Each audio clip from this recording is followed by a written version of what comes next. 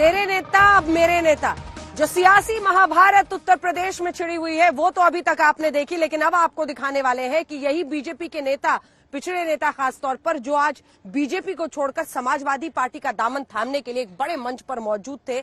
ऐसा लगा जैसे कोरोना की तमाम धज्जियां वहां पर उड़ रही हैं, क्योंकि चुनाव आयोग ने पहले पाबंदियां लगाई हैं ऐसी रैलियों पर, लेकिन बावजूद इसके एक महा रैली के अवतार में आज इन लोगों को पार्टी में शामिल किया गया। कहने को ये वर्चुअल रैली था, बीजेपी इसे वायरस रैली कह रही है। जी हां, एफआईआर तक दर्ज हो गई है। 2500 समाजवादी पार्टी के कार्यकर्ताओं पर कोरोना की नियम तोड़ने के लिए आज एफआईआर दर्ज हो गई है। आपके नेतृत्व के साथ खड़कर भारतीय जनता पार्टी को नस्ताबूद करने का काम करूंगा। हालांकि हमारे बाबा मुख्यमंत्री क्रिकेट खेलना नहीं जानते। अगर वो क्रिकेट भी जानते होते अब तो उनसे कैच छूट गया। जिसका मैं साथ छोड़ता हूं उसका कहीं अता पता नहीं रहता है।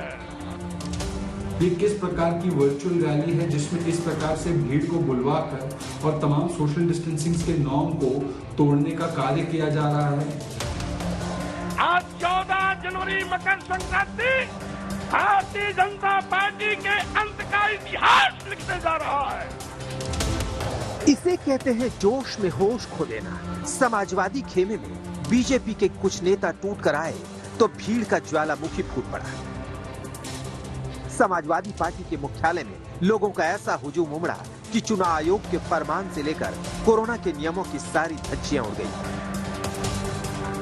कोरोना की तीसरी लहर में यूपी विधानसभा के चुनाव हो रहे हैं। कोरोना संक्रमण की रफ्तार से दुनिया के वैज्ञानिक हैरान हैं। किसी को समझ में नहीं आ रहा कि इस बार कोरोना कंट्रोल कैसे होगा। समाजवादी पार्टी के मुख्यालय में भीड़ के इस विस्फोट के बीच अखिलेश यादव बोल रहे हैं, बीजेपी के विकेट गिर रहे हैं, बाबा से कैच छूट रहे हैं। लगातार विकेट गिर रहे थे उधर पर।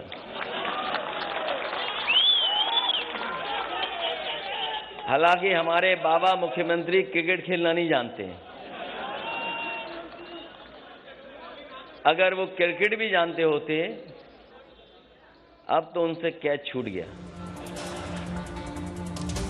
नेताजी, आप विपक्ष पर वार कीजिए, जितना हो सके उतना करारा प्रहार कीजिए, लेकिन इसका भी ख्याल कीजिए, देश में कोरोना चल रहा है।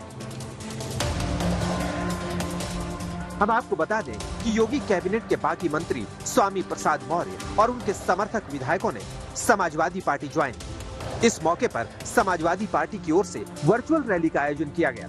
वर्चुअल रैली के नाम पर जुटी हजारों की भीड़ के बीच स्वामी प्रसाद मौर्य बोले कि मैं जिसका साथ छोड़ता हूं उसका अता पता नहीं रहता। आपके नेतृत्व के साथ खड़कर भारतीय जनता पार्टी को नस्ताबूद करने का काम करूंगा। और साथ ही साथ मैं ये भी चुनौती देता हूं, जिसका मैं साथ छोड़ता हूं उसका कहीं अता पता नहीं रहता है। लेकिन इस भीड़ को देखकर तो चुनाव आयोग भी हैरान रह जाएगा। अगर ये वर्चुअल रैली है तो फिर वर्चुअल रैली नाम का शब्द भी सरेंडर करना पड़ेगा और चुनाव आयोग को वर्चुअल रैली पर भी रोक लगानी पड़ेगी। समाजवादी पार्टी के मुख्यालय पर ये भीड़ उस वक्त जुटी है जब देश में कोरोना के एक दिन में 2,64,202 नए केस आए हैं। 13 जनवरी को यूपी में कोरोना के 14,765 नए केस आए थे। 13 जनवरी को अकेले लखनऊ में 2,113 केस आए।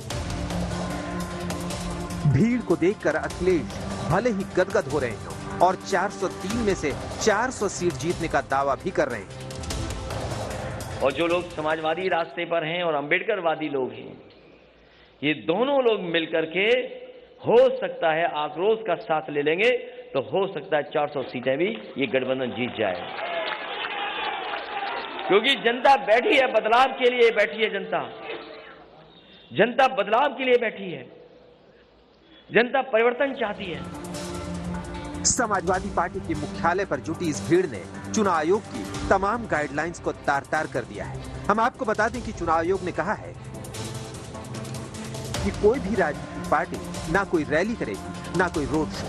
यहाँ तक कि डोर टू डोर कैंपेन के लिए भी 5 लोग से ज्यादा नहीं जा सकते। रात 8 बजे के बाद चुनाव प्रचार पर पूरी तरह रोक रहेगी। राजनीतिक पार्टियां सिर्फ वर्चुअल रैली या डिजिटल रैली कर सकती। चुनाव आयोग ने ये पाबंदियां 15 जनवरी तक लगाई है। समाजवादी पार्टी कार्यालय में अनावश्यक रूप से 2 से 2.5 हजार लोग जमा हैं, इकट्ठा हैं और चुनाव आचार संहिता के प्रावधानों का उल्लंघन कर रहे हैं। 144 दिन प्रक्रिया संहिता के प्रावधानों का उल्लंघन कर रहे हैं।